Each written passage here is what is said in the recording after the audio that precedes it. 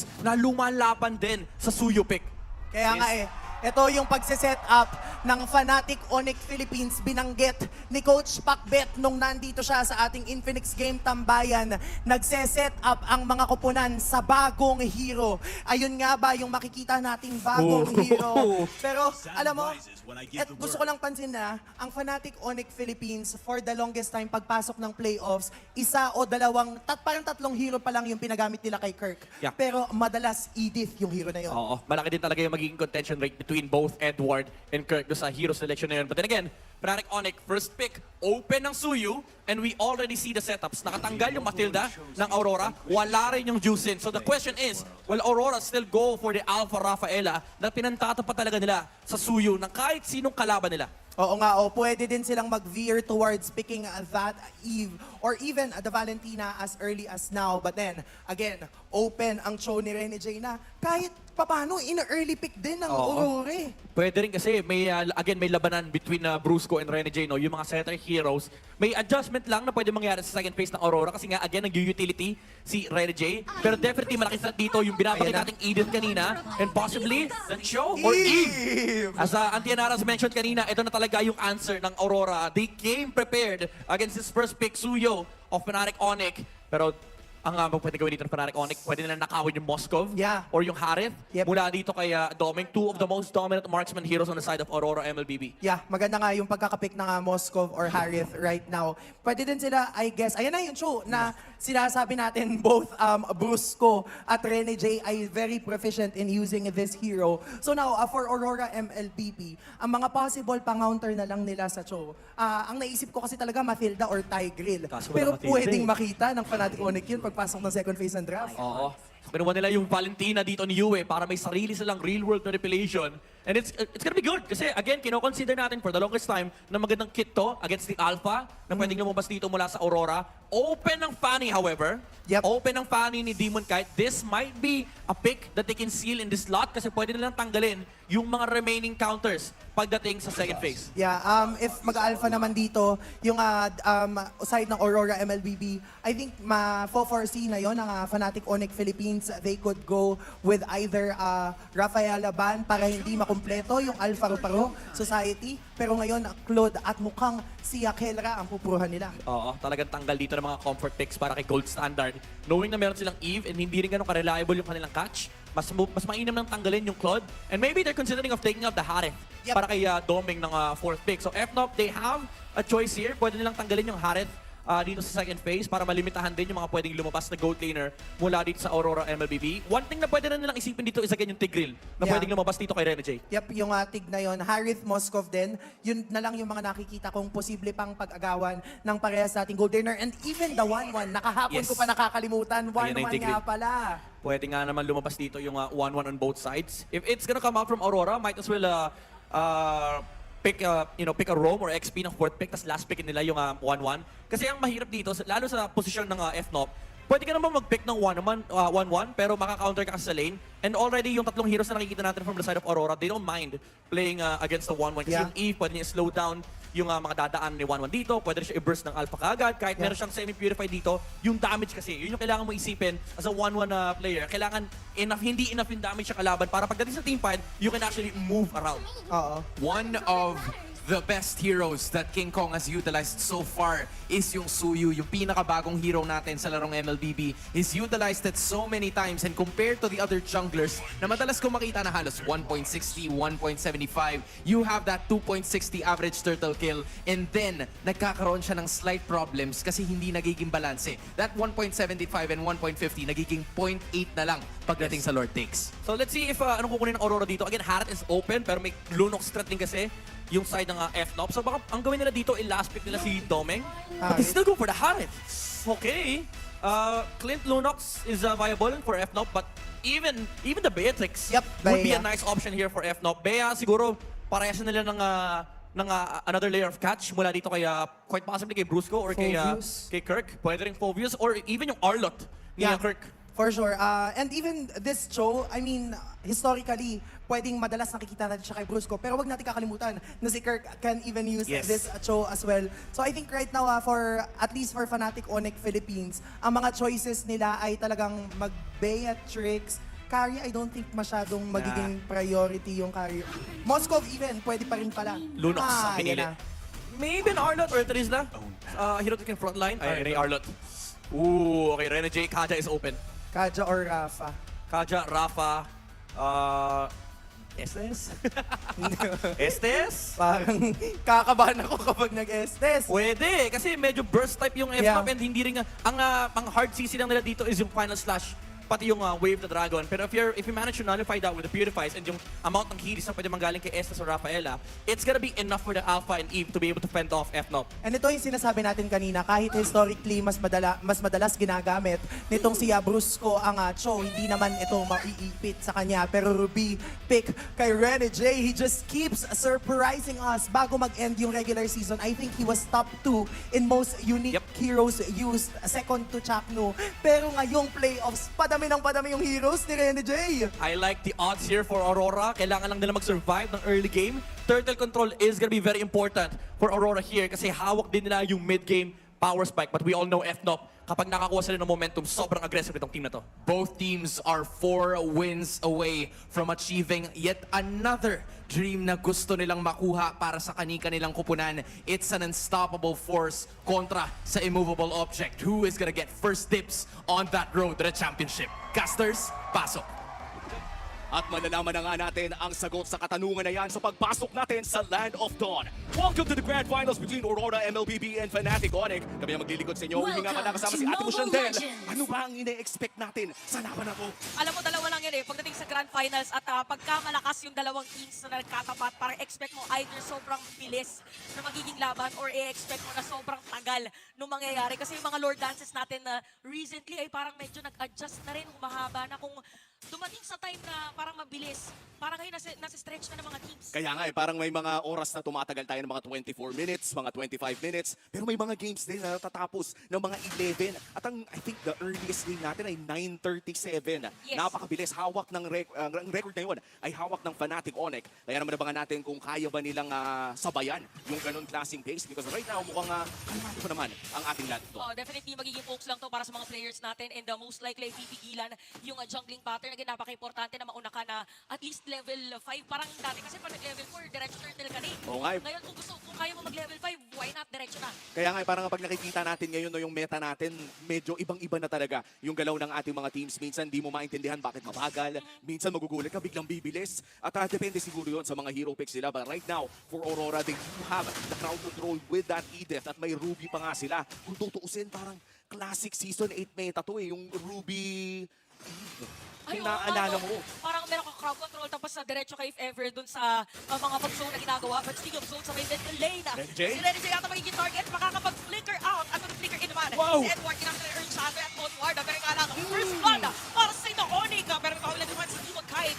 Pero patay din si Kirk at mainit, saktong-sakto. Merong ginamit na real-world manipulation. So, palitan agad para sa mga players natin. Grabe yung palitan ng mga ultimates doon natin mo, Chantel. Pero ang turtle ay mapupunta pa rin sa kamay ng Fnatic Onyx. Kaya naman sila ang mananalo sa trade na yun. 2-2 ang ating kill score. Pero ibig sabihin lang noon ay nakalamang sa pagong ang Fnatic Onyx at hawak nga nila ang 400 gold lead sa ngayon. Looking at the team fight, Chantel, no, makikita natin na talagang G na G, pindot na pindot ang ating mga teams. O parang pag may nakasalubong, diretso na agad eh. Even Brusco dito nagbibigay ng information para sa kanyang mga kupunan at napakalalim yan. Actually, anytime may pwedeng merong pumasok para dito sa Fnatic Onyx Philippines, pero parang bibigyan ni Demon kahit ginamit na nga yung Wave the Dragon. Pero parang, ay! Nakatog yung flinker para makakapag-shoot po out. Makakatakas ba si Brusco? At makakatakas nga! Ayan na, nagamit ang Cyclone Eye pero hinahabol pa rin siya, hinahunting pa rin siya. Tingin tayo doon sa may mapa. Tignan natin kung makaka-recall nga ba.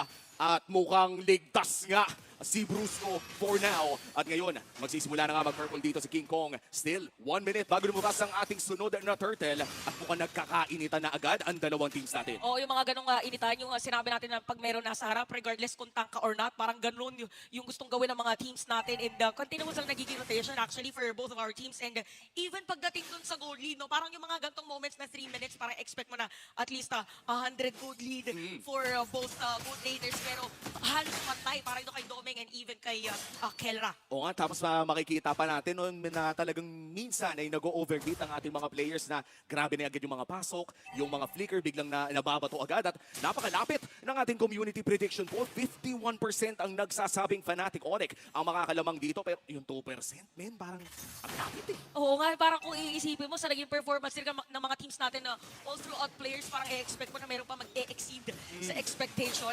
And speaking of exceeding expectations, sinabi natin parang expect mo dito either sobrang bilis or super bagal. Pero sa dalawang teams natin, parang hindi mo expect kung kailan anytime magkakaroon ng setup play. At ayun na nga, setup play ang ating hinahanap dito. Nakahanap na nga ng isa. Nakakuha pa rin ng Spiro Alpha. Execure kay babagsak na nga rin ang agad-agaran lang. At bukas si Super Prince, may hawak pa rin. E-ultimate ito. At hinahawakan na side ng Aurora yung turtle para hindi na makakasilip. Yung pala magiging trading King Kong is gonna be the purple buff. So okay na daw na hindi makuha yung turtle pero maganda to para sa side ng Aurora. 1-1 na ang ating turtle take. At mukhang si Busco pa nga ata ay susunod. Wave the Dragon ay nagamit na. At hindi niya itutuloy ang paglalaban na yun. Pero si Kelra! Naku po, makakapag-brilliance out ba? Nagamit na nga din dito yung final slash.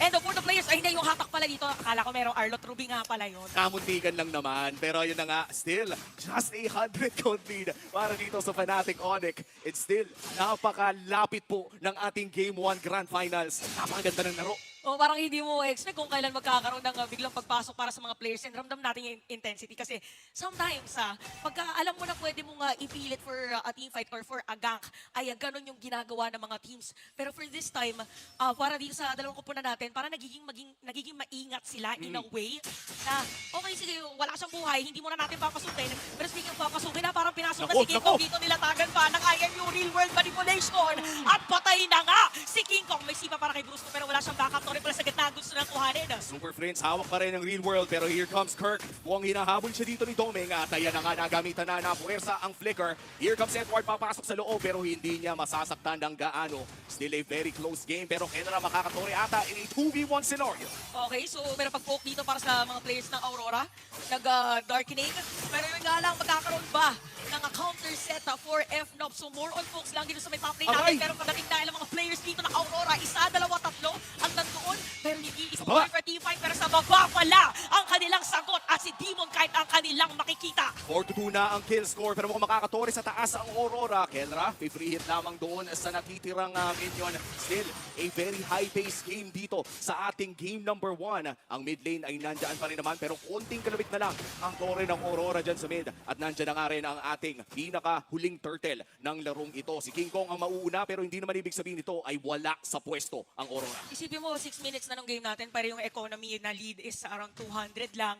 Minsan nakikita natin parang nasa 1.2k na, pero dito talaga nagja-juggle lang para dito sa ating dalawang teams. Again, Turtle guys, sinisimulan na ng Aurora. Nandito si Brusco and Super Friends for the vision at si King Kong ay nakaabang. O, at ayun na nga kung si Brusco. Nahanap niya si King Kong! Ay, nandun na rin sa likod ng juggle si Timon. Kaya nakit pila. At nandyan na nga saman for Spiro Ay! Alpha! Super Friends, hindi na makakadash away. Meron free hit para dito kay Edward at si Kirk. Medyo may iwan sa mga players dito na Aurora at unti-unti na nga nawawala ng buhay. Double kill para kay Domeng at mukhang iisa pa dito ang side ng Aurora. Make it a double kill, a triple kill, and a wipeout para sa kanila. A clean wipeout dito para sa Aurora. At sila na nga ang may hawak ng kalamangan. 7 minutes in.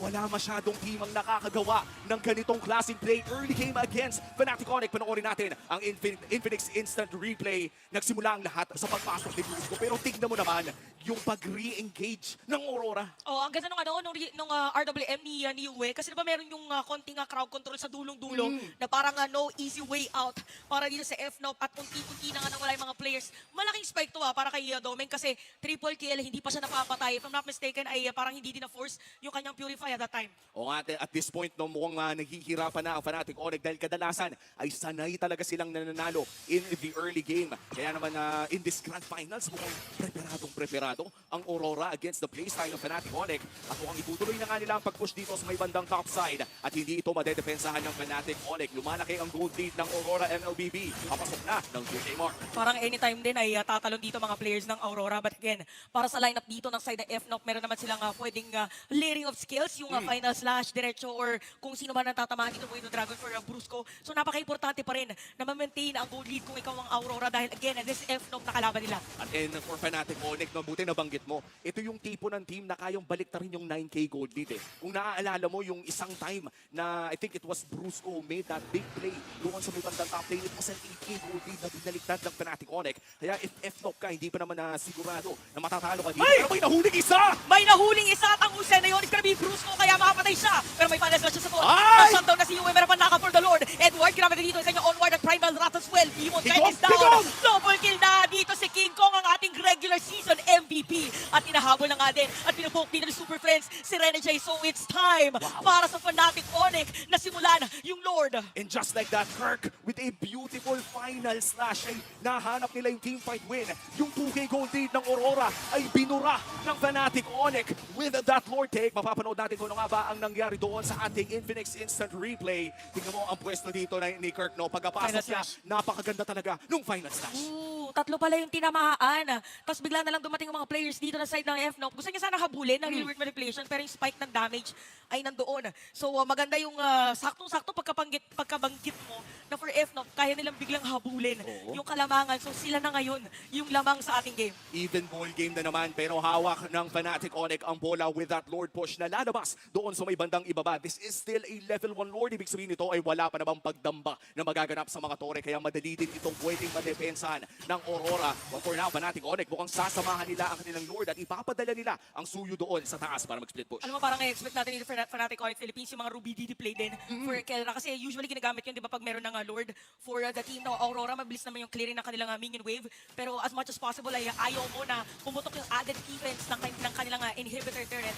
So Brusco ay nandito sa may side ng Lord, pero parang disiplina muna ang paiirali ng F-Knock. O mukhang ayaw nilang biglaan din silang mabaliktad. Kirk, nice check push. Nalaman nila na nandyan si Rene J. At mukhang makakadepensa ng matiwasay ang Aurora. Walang laban na magaganap pero makakuha ng tore ang Fnatic Onyx. Lamang na sila ng 1,000 kalahati. If you're Fnatic Onyx right now, mukhang kontrolado nila ang pacing. But in terms of late game, no, medyo pantay ata ang ating tinitignan considering this is a Harith versus a Lunox. Alam mo na nabanggit mo yung late game, parang na-foresee na natin na pag ganito na yung trajectory ng laban ay Ito na yun mag-aantayan na lang yan na okay Lord na lang tayo, parang delikado kasi na parang ipilit natin na magkaroon ng team fight. So maingat din yung Aurora ngayon even for F-Knock kasi alam nila yung capacity ng kanilang kalaban na biglang balik na rin yung sitwasyon ng team fight. O, talagang respect for both teams. Ayaw nilang pairali ng kanilang pagiging maasim ng konti.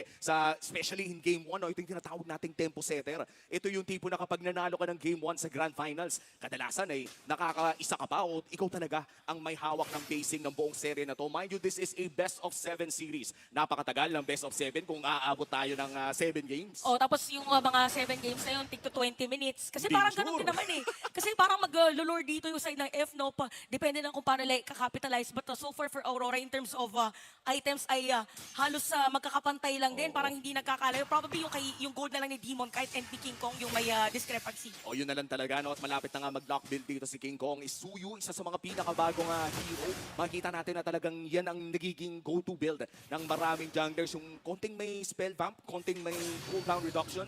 Pero nandiyan na nga ang Lord. This is the Luminous Lord already. At kung sino man makakakuha nito ay may malaking chance actually na makakuha ng inhibitor turret. But right now, nagpakita na si King Kong doon sa may bandang itaas. A 5v4 scenario in this Lord area. At kita natin na although kahit lamang ang F-Knock pagdating doon sa kanilang gold lead, ang Aurora ang nagtatry na mag-take ng position sa Maya Lord. So very crucial dito kung paano yung magiging positioning ng kanilang mga post sa 5s. But for Rene J, parang nag-aabang din siya kung sinong papasok doon sa bush malapit sa area ni Brusco. Conceal is available dito para kay Brusco. Pero mukhang naghahanap pa ng pwesto ang Nako. dalawang kupunan. Aurora may pang check push naman na gamit na ang mga abilidad ni Eve. Half HP on the second Lord. At mukhang i-reset na naman nila ito. Babalik na naman tayo sa ating classic Filipino Lord Dance para sa ating Grand Finals. Sabi sa'yo, pag may yung mga movement ng mga players, halos ayaw na mag-teamfight, nag-aantay na lang yan ng Lord Dance eh.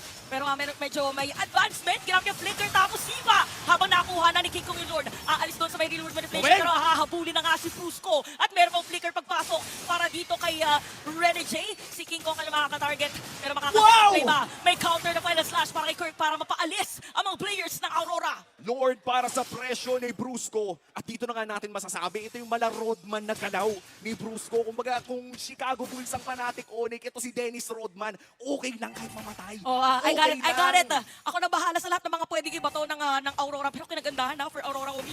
sasalubungin pa yata nila yung Lord. Alam nila na wala yung tag-advance, alam nila na wala yung taga-vision, pero alam din yata ito ng FNOP.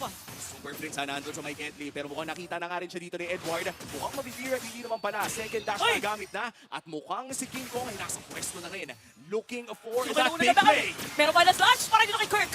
Set up ang mga players, pero may counter setup play para dito kay Demon Kites. Doming kamatikat na, ginamit yung Summon Force. And patay ang isang player dito ng Aurora. Unti-unti na kawalan ng buhay ang iba.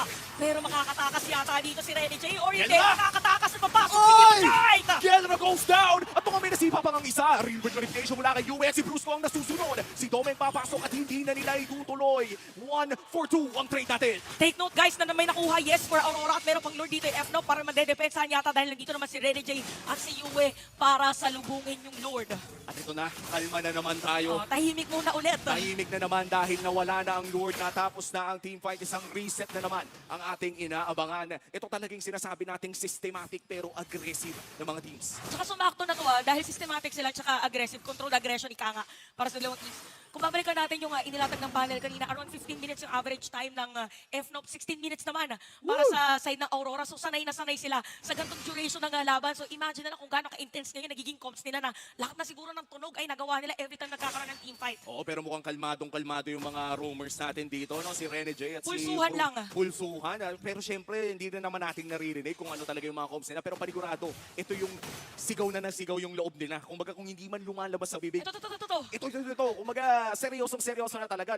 RG Boys, no? Kapag stars na ang usapan. Pasigaw talaga yan pag nakita mong merong viable na target. Uy, by the way Twilight Armor para dito kay Kirk. Oy, napaka okay niyan against yung burst damage na pwedeng ibato ni Domeng. Tandaan natin na bago na ang Twilight Arbor, mas madalas na itong pwedeng i-proc. Kaya ibig sabihin nito ay yung mga yung mga short instances ng damage na pwedeng ibato ni Domeng ay pwedeng mabawasan na malaki. Brusco with a concealed play, pero mukhang nakita siya ng Aurora, kaya naman hindi niya ito itutuloy. Lord, malapit nang lumabas and this will be the third Lord of the game. Hindi pa naman ito ang Evolve Lord. So, ibig sabihin, merong information dito yung Aurora na walang concealed play na pwedeng gawin si Brusco. Again, for Brusco, wala siyang immortality. Si Renny J meron naman. Isa sa mga most crucial moments ay napakakailangan yung extra life na pwede ka sana makatakas. By the way, sakit na ni Kelra. Nararamdaman natin nung nakita yung damage dito naman kay Edward. Alam mo naman, kapag Lunox late game, pag nabigwasan ka ng Darkening Chaos Bolts, medyo mahapdi Aray. talaga yun. Pero happy HP na para sa ating third Lord of the game. Brusco looking for that one big play. Okay, ginamit dito yung real world manipulation. Kirk is gonna be down. Pero pasiba para kay Brusco. Medyo maliliit nga lang papasok dito yung Super Friends. Brusco is down. Pero may shutdown dito against Domeng. Saka may dito ni Kelra. Pero mag-freeze para sa kanya. May immortality si Renny J. Pero si King Kong ang nakakakuha ng Lord. At mapatay pa nga niya si Demon Kite. So si Renny J na lang natitirang buhay para dito sa side ng Aurora. Sobrang kalmado ng galaw ng Fnatic Onyx. That was a great engage coming in for Aurora. Pero hindi sila nag-scatter. Hindi sila nag-disperse. Hinanap nila yung Lord. At mukhang hahanapin nila yung laro. At ang nahanap din nila sa may gitna ay kamuntikan na unstoppable na para dito sa ating regular season MVP at walang makakadepensa para sa Aurora para sa ating unang laban, Fnatic Onyx Philippines.